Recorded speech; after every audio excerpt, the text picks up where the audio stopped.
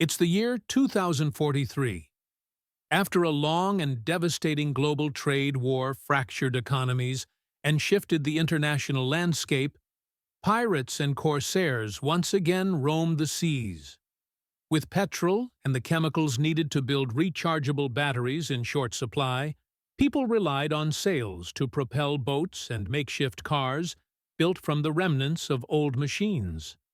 Among this chaos, three American teenagers, Alex, Jamie, and Diego, explore the seas in search of adventure and loot. But now their makeshift boat has been destroyed, and Alex has been taken by the hostile pirate nation. Diego and Jamie were abandoned at the high seas, left to die. But they were rescued by their former enemy, turned ally Lee, a young Chinese pirate. Lee collapsed minutes after pulling Diego and Jamie to safety. His shirt was soaked with blood, 3 arrow wounds across his back, fresh cuts lacing his arms. Jamie pressed fabric against one wound while Diego stitched with trembling hands, waves rocking them as they sailed toward Kuakata, the nearest haven. "If we chase Alex now," Jamie muttered, "Lee won't make it." They exchanged a grim look. Diego, silent, just nodded. The sea would have to wait. In Kuakata, the mood had shifted from warmth to worry. Rafiq's shop became a makeshift clinic. The OG pirates, Mujibur, Ramon, and Isha, stood in the back room, listening to Diego and Jamie explain the ambush. Mujibur shook his head. "The pirate nation's tightening its grip. The sea's not free anymore. You should walk away from this life." "We can't," Diego said. Lee, swaddled in bandages, sat up slowly. His voice was hoarse. "A rescue won't work. I tried. They keep captives on an artificial island in the middle of nowhere. My crewmate, I watched him hang while I fled on driftwood, barely alive." Diego's jaw clenched. "Let us borrow your boat." Lee refused.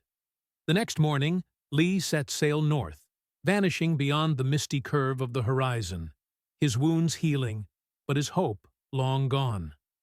As soon as he noticed Lee sailing away, Diego ran after him through the dock, realizing that helping Lee meant abandoning Alex to his luck. Frustrated, he grabbed a rowboat and paddled out into the surf alone, desperate to follow any current that might lead to Alex. Back at the shop, Mujibur asked Jamie, "Why is your friend so stubborn?" Jamie sat quiet for a moment. Then he spoke. "Where we come from? We grew up in the cracks. Hungry, hunted, invisible. Diego wasn't born in our country. One day, he was caged. For that reason alone." The room stilled. Alex broke him out. "I warned Alex's dad. We came together, but the guards saw us. There was a fight. One of them died. Alex's dad. He stayed behind. Made sure we escaped on the boat he'd been building. He told us, 'Go. Find somewhere to be free.'" Jamie's voice trembled, but he held firm. "Diego is free because Alex sacrificed family. He won't leave him behind." The OGs looked at each other, then at the horizon. They made their decision. "We'll go." That afternoon, Mujibur led Jamie to a locked chest tucked beneath the floorboards of their hideout.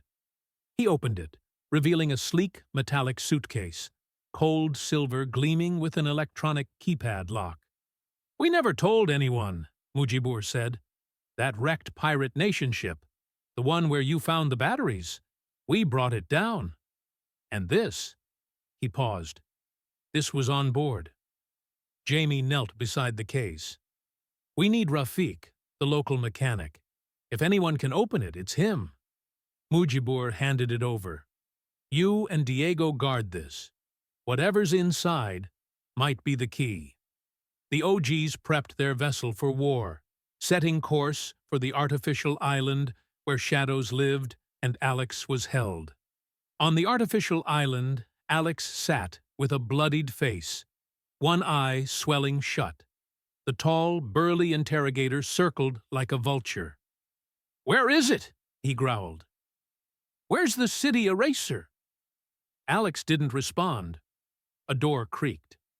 The silver-haired captain stepped in, coat pristine, voice calm. You talk too much, he snapped, dismissing the interrogator with a flick of his wrist. Everyone left. Only Alex remained, cuffed, slumped, breathing hard. We're searching for one item, the captain said.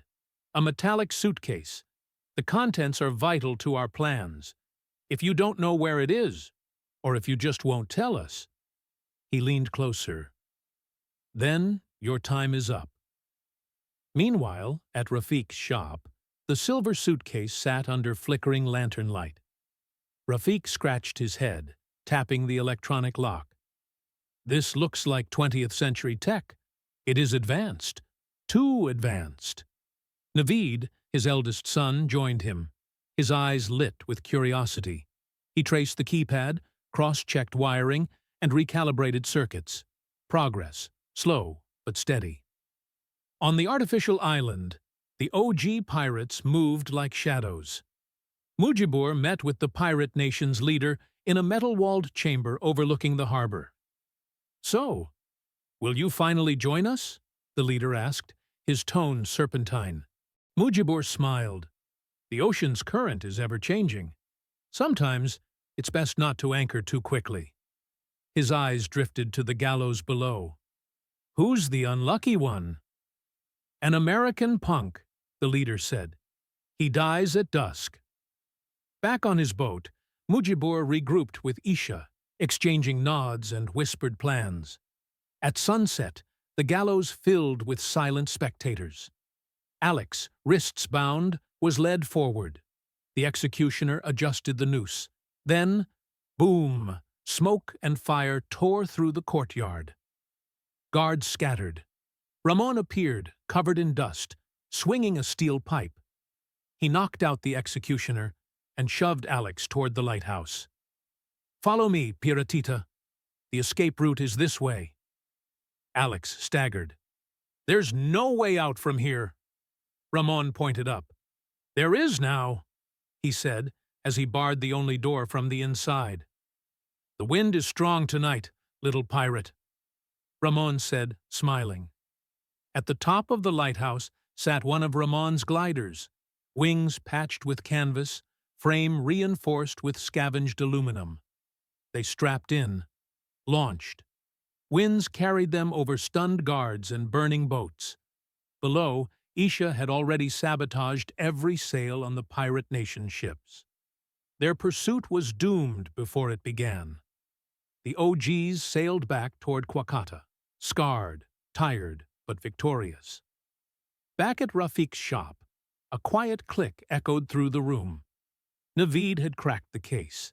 Inside, tanks filled with compressed gas, metallic hoses, and a sleek dormant digital clock wired to ignition nodes. What is this? Jamie asked. Diego leaned closer. Some kind of tech. A weapon? Rafiq's voice was low, unshaken. It's a bomb. The room fell silent. Outside, winds picked up again. Whatever the pirate nation had planned, the suitcase was the trigger.